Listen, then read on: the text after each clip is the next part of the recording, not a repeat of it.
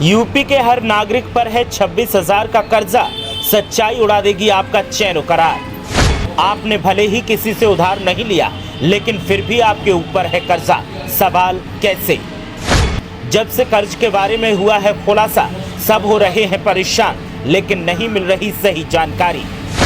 देखिए कैसे हर नागरिक के ऊपर लद गया 26,000 का कर्जा और कैसे होगा इसका निपटारा। उत्तर प्रदेश के नागरिकों, सावधान हो जाओ। आप खुशफहमी का शिकार हैं कि हम पढ़ाई करके अच्छी नौकरी हासिल करेंगे, लेकिन आपको नहीं पता नौकरी मिलने से पहले आपके ऊपर 26,000 का कर्जा लद गया है। उत्तर प्रदेश के हर नागरिक पर 26,000 का कर्जा है और जब से ये खुलासा हुआ है तब से सवाल इस बात का है कि आखिर ये कर्जा कैसे हो गया, जब उधार लिया ही नहीं गया। तो फिर आपके हर सवाल का जवाब हम आपको देंगे।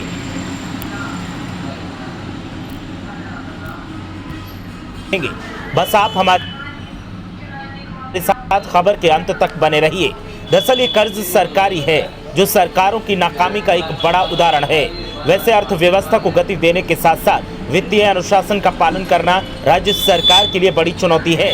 लोन का बढ़ता बोझ ये बता रहा है कि इस मोर्चे पर सरकार का प्रदर्शन तनिक लचीला रहा है।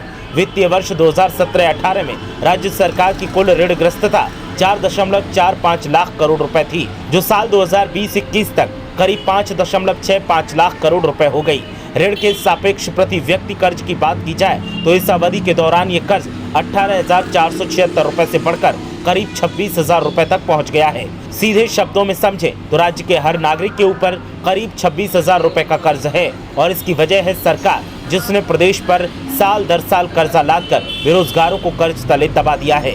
ऐसे में आइए आपको बताते हैं कि पैसा कहां से आता है और कहां खर्च किया जाता है और कैसे कर्ज बढ़ रहा है और उतरेगा कैसे। स्वयं के कर से करीब 36.5% पैसा सरकार के पास आता है। करेत्तर राजस्व से सरकार को करीब 3.9% पैसा मिलता है। केंद्रीय करों में राज्यांश के हिस्से से सरकार को 24.2% पैसा मिलता है। केंद्र सरकार से सहायता के तौर पर राज्य सरकार को करीब 17.9% पैसा मिलता है। लोक लेखा शुद्ध से करीब 1.0% पैसा सरकारी खजाने में आता है। लोक ऋण से भी सरकार को करीब 13.1% पैसा मिलता है। समस्त लेन देन के शुद्ध परिणाम से भी सरकार को 0.3% पैसा मिलता है।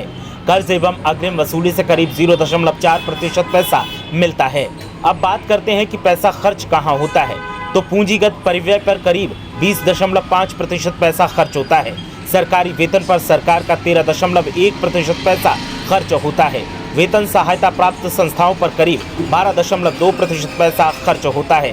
पेंशन पर भी सरकार का करीब 12.8% पैसा खर्च होता है। सहायता और अनुदान पर भी सरकार का करीब 9.3% पैसा खर्च होता है। इसके अलावा ब्याज पर सरकार का करीब 7.6% पैसा खर्च होता है।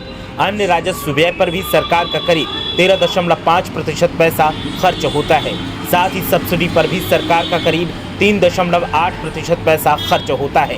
कर्ज की अदायगी पर भी सरकार का करीब 3.7% पैसा खर्च होता है।